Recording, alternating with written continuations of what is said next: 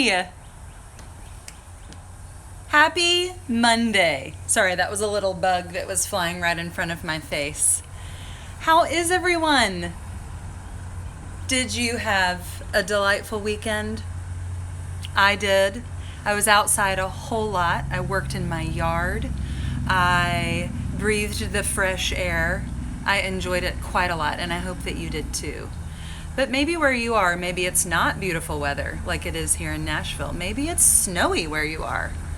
We have all kinds of different people from different places, so who knows? But wherever you are, I hope that you are looking forward to this week's drawings, which are all inspired by spring. And I wanted to share with you just a little beautiful, not little, it's actually quite large. This is a tulip from my front yard. I don't think I've ever seen such a creature. Look at that. Isn't that amazing? Now, don't worry, we are not drawing this particular tulip because that would be intimidating for you, maybe, and definitely for me. So this is just a little inspiration on the table. And then I've got this cute little guy, little bird vase thingy. And so this is gonna be a short week. This is just gonna be a 4-day week. So we'll be doing 4 spring inspired drawings this week. My next door neighbor is weed eating. So if that gets annoying, just let me know and I'll close the window, but I like the air. So here are a few sketches that I have been doing this morning that are going to help me know how to teach you how to draw some beautiful flowers. You know what? That really is a little distracting. Sorry. Oh, that's nice. Okay. Hi, everyone. Hello. Thanks for joining. So today's drawing is going to be of some spring flowers. We're going to do some tulips and some daffodils. And let's see. Also, I thought you should see my setup has developed a bit. I've now got this interesting little box that I have propped up with an eraser and another little box, and that is going to hold my phone like this so that I don't have to hold it. See? Handy dandy. All right, so let's begin. And I think I'm just going to go up here for now. Sorry guys, it's Monday and I'm just a teensy bit scattered, but I'll get there. And maybe while I'm getting there, you guys can get there too. I'm going to go to a new page, and this is my little extra sketchy sketch book that I've got next to the paper that I'm going to be working on today. And if you didn't see my little story a little while ago, I did go ahead and share that all I'll be using today is the pencil and some watercolors. But as always, anything you have handy that can make color, use that. Or don't even worry about color. You could just do pencil drawings for now. Or you could use a green crayon, whatever you've got. So before we begin though, I would love to start with a shape. I want to practice, kind of get our hands warmed up with a shape that is going to come into play with both of the flowers that we're drawing today. And I'm guessing that some of you might already know what that shape is, but it's like a leaf. And there are different ways that you can draw that. You can draw it with, octagon, you silly. Oh, you know what I forgot to do? Oh, gosh.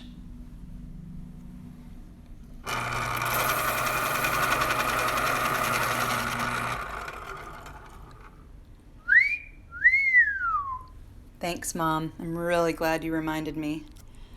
All right, so they are not octagons, silly. They are leaf shapes. I don't really know what else to call them. Doesn't that look like a leaf or maybe a feather?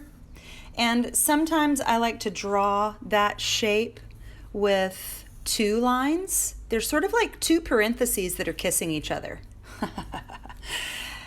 So maybe you draw your leaf shapes with two lines that are really, really close together parentheses. Or maybe you do it with one line. You go down on one side and then up on the other side. However you do it, it's going to work great. Or maybe yours looks a little more like an oval. Either way. Now, these are going to come in handy when we're making our tulip drawings today.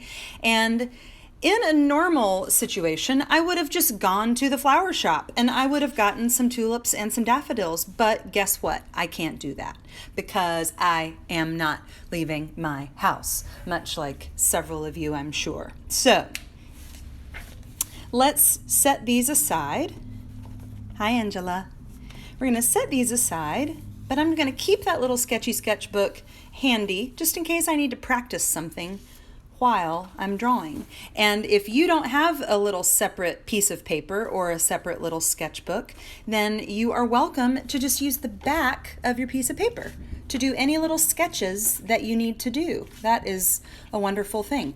One piece of paper is actually, surprise, surprise, it's actually two pieces of paper.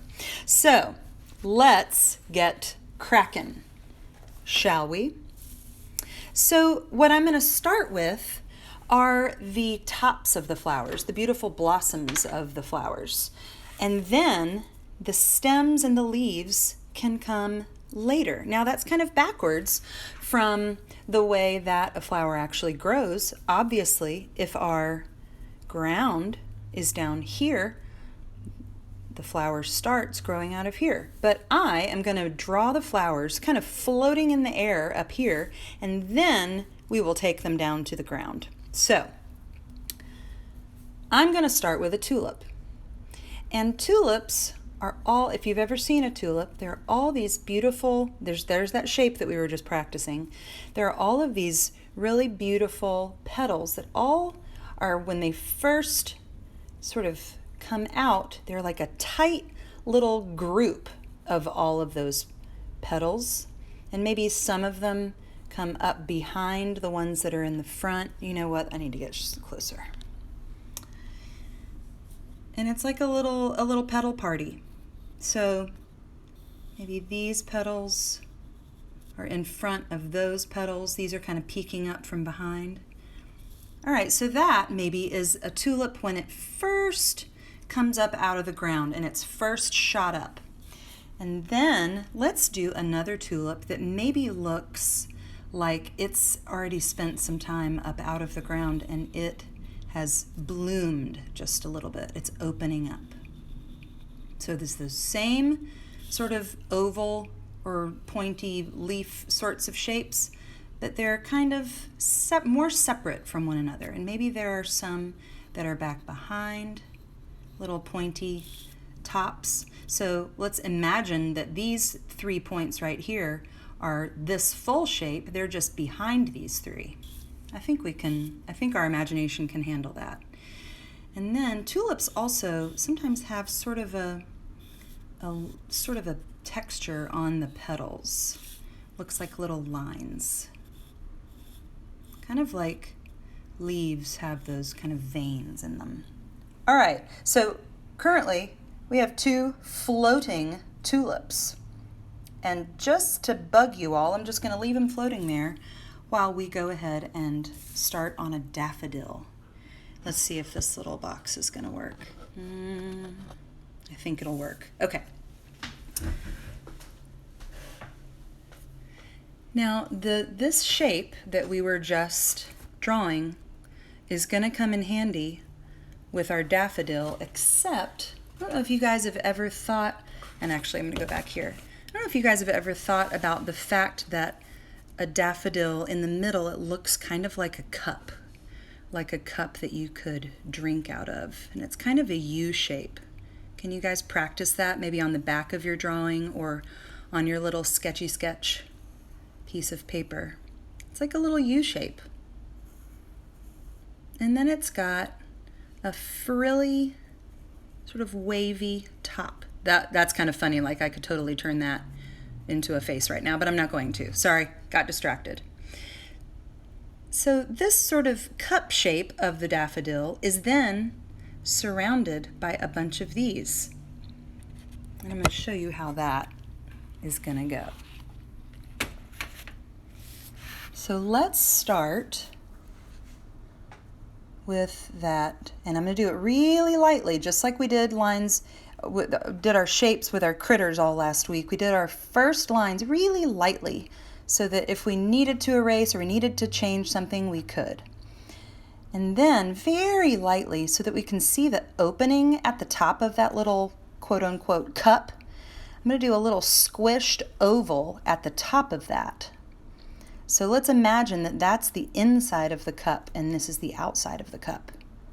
Are you with me? I hope you are. I think you are because I think you're all very smart. And then I'm going to make these sort of little ruffly lines. Are we seeing a daffodil yet? Almost. And then just like on the tulips, they kind of have these little lines. And then this shape here is what we're about to put sort of as the base of our daffodil. There's one, and guess what? On daffodils, on all the daffodils I've ever seen, or photos of daffodils I've ever seen, there are always 6 of these little petals at the base. Never 5, never 7. It's always 6. But guess what we're going to have to do? We're going to have to make this one and this one kind of stop because they're behind this cute little cup. So maybe it stops right there. Okay, that's looking like a daffodil. And what color are daffodils? Have you guys ever seen a daffodil? Have you ever seen a purple daffodil? I sure haven't. All right, how we doing out there? Everybody doing good? Everybody doing great? Now also inside, and also I should show you over here, I have just a couple, I should have showed you this at the beginning. I'm so sorry. So inside that little cup, that's where the little bugs go. That's where the little bees go to get the pollen. So there are these little kind of dots on sticks inside that little ruffly cup. And so I'm just going to make 3 little, or however many, it doesn't really matter. They're just like little boink, like just little bits that are inside that little area. And now I'm going to do, remember last week when we were doing our critters and we talked about profile view and front view? This would be sort of a profile view of this daffodil because we're seeing that little cup from the side. But what would happen if we saw it as a front view? Hang on, I'm not using my little box apparatus. Okay. So if we see our daffodil as a front view, then this little area would turn into a circle. So let's lightly draw a circle. I'm going to try to slow down a little bit. I feel like I'm racing. I'm going to let you guys kind of enjoy and catch up a little bit. So here's our little cup, but we're seeing it from the front. And we've got those cute little like ruffly edges. So it's like a little wavy line that just goes all the way around. And then we've got those cute little buds where they're not buds, what are they called? The little things where the pollen lives. And then we're going to have how many of these petal shapes? Do you remember what I said? Not 5, not 7. And sometimes they're kind of pointed at the end, and sometimes they're a little more rounded at the end. Stamen. Thank you. Stamen. Jeez. I mean, I learned that in 4th grade. You would think I might remember. All right. 6. There you go, Ruby. All right, so now I'm going to put our little sort of texture lines on these little petals. So right now we've got 2 tulips and we've got 2 daffodils, but they're just floating. They're just floating in midair. So we need to give them sort of a place to live. All right, so this little ground line that I drew earlier, I think I want to get rid of that because I might want my stems of these flowers to be a little longer. It's hard to erase when you're trying to also hold your paper steady.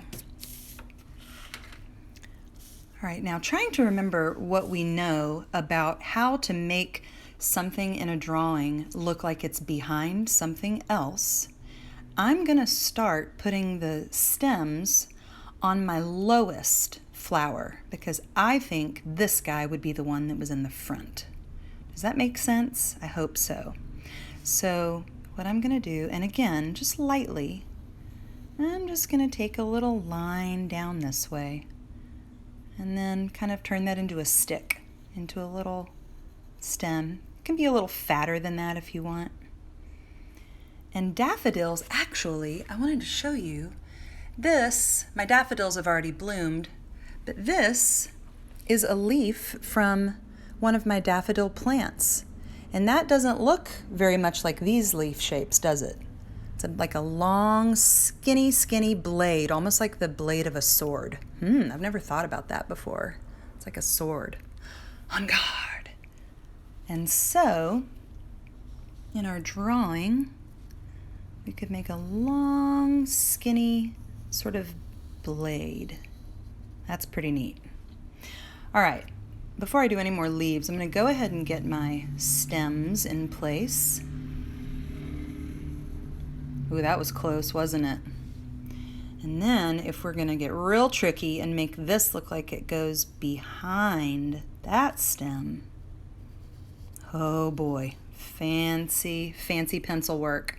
All right, this one's going to get real interesting. Now, because it's going behind that flower, we'll stop that line. We'll do the same thing here. But let's imagine that this line keeps going, and here we would be able to see it again. So then we can continue that line. This looks a little bit like a tangled mess of noodles, but we'll get there, don't worry. And we have one more stem.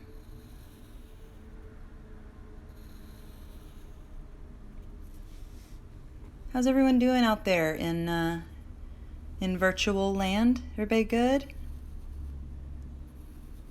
And I hope that daffodils and tulips are something that you have seen out in your yards or out in the parks. They are, I think tulips and daffodils, along with some other flowers in the spring, I really think that they are the bravest of the flowers because they just got to pop out when they feel like, all right, this is our time. And who knows if it's going to get really cold right after they pop out. Who knows what they're going to be facing. But nature tells them, hey, it's time, you got to go. And they just pop out, and I just think that's a really brave thing for these tender little plants to do. All right, I think this daffodil needs a big sort of leaf coming up right here.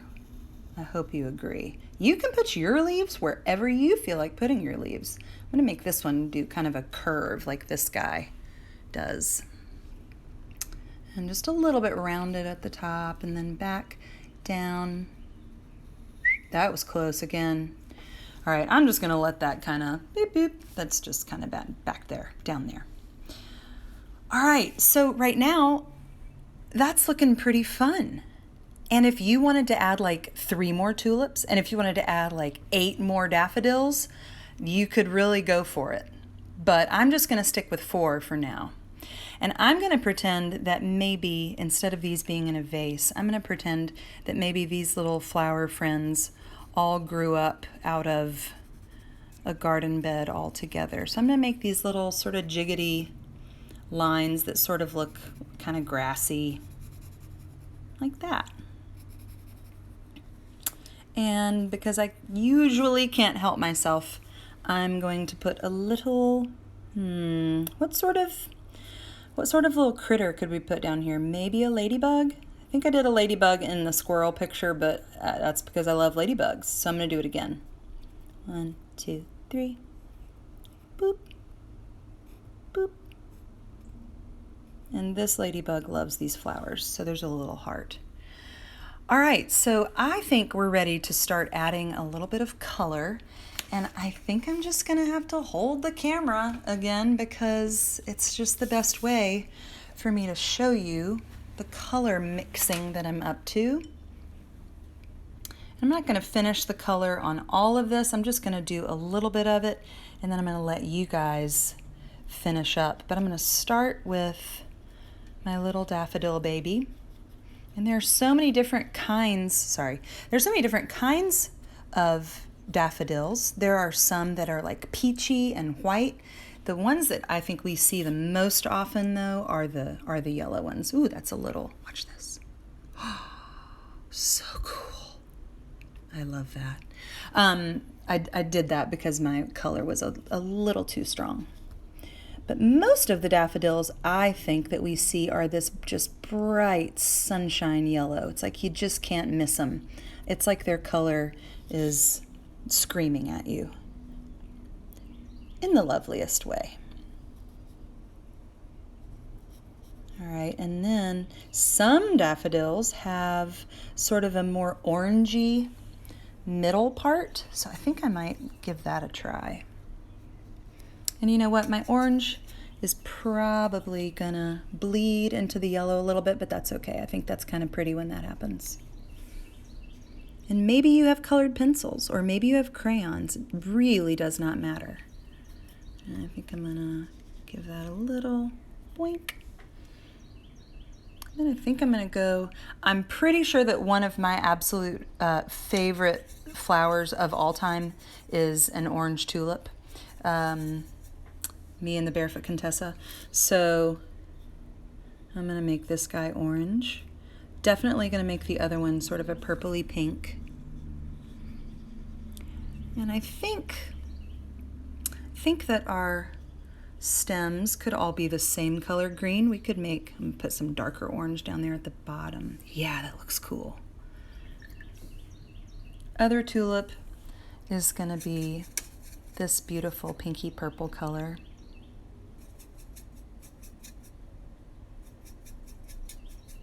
Does anybody still have tulips at your house or maybe around your house? A lot of them are in full bloom in my neighborhood right now. And they are just like joy coming up out of the ground. Okay, so before I do that top daffodil, I'm gonna go ahead and put some green. That's a pretty perfect spring green, so I'm just gonna go for it. And if you go out of the lines, it's okay.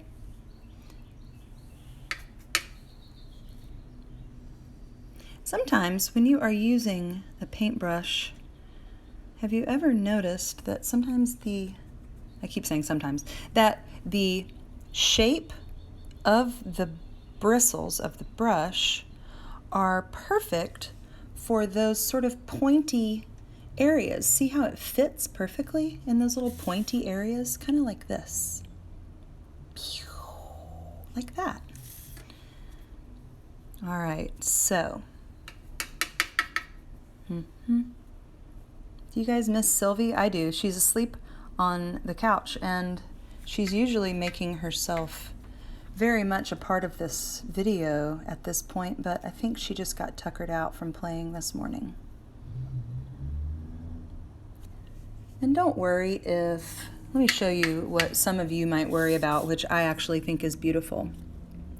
If I put my green right next to my orange, do you see how the green just kind of went and said, "Hey orange, how you doing? Here I come." Just walked right in the door. Didn't even wait for an invitation. Just went for it. I'm okay with that. I think it's kind of beautiful. That is the joy, I think, of watercolor. So as I usually say, I'm going to keep working on my little spring flower drawing. I'm going to keep adding some color, and I'm going to let you guys do the same. Okay, wait, hang on. Let me get rid of a little bit of that. Maybe I spoke too soon. But before we go, I really have to put a little color on that guy. Hey, little guy. Hi.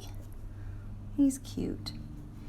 The flowers remind me of Alice in Wonderland when she is so tiny. That is wonderful, Ruby. Do you know what you could do? You could draw a tiny little girl like Thumbelina. Guys, before I go, I'm just going to get a little crazy. Ruby, that was a beautiful idea. Maybe there's a little girl that's down here. And she's smiling. And she's got long hair. And she's just peeking out. So we only see the top part of her body. Okay, that's fun. And maybe she's wearing a crown. I don't know why. I just think she should. And there's her little arm. Maybe I'll do a little bit at the bottom part of her body. Okay, that's fun. And the ladybug must be her pet. Maybe she has trained the ladybug to sit and fetch and do things that other pets do. All right, boys and girls, ladies and gentlemen, there it is for today. And I hope that this week, this springy, beautiful week is beautiful where you are. It is almost Easter, so who knows what other kinds of subject matter we might have this week. Maybe, I don't know, maybe if some of you have some different ideas about what spring brings to your mind, you could send me a message, and maybe I would take that into consideration as we are coming up with our other 3 drawing topics for this week. So I hope that you have fun learning how to draw more tulips and more daffodils. And before we go, could I share with you one of my favorite scenes involving a daffodil? This is from Willy Wonka and the Chocolate Factory.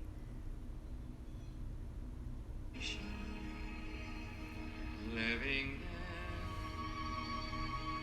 you'll be free if you truly wish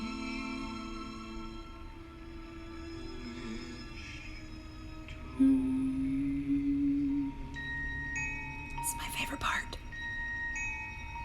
This is my favorite part right here. Here it comes. Here it comes.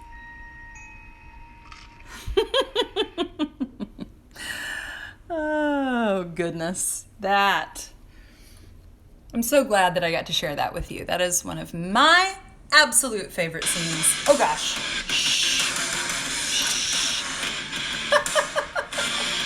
Shh. Jeez, technology. All right. As always, thank you for joining. And share your drawings with me if you would like. And as always, wash your hands, drink your water,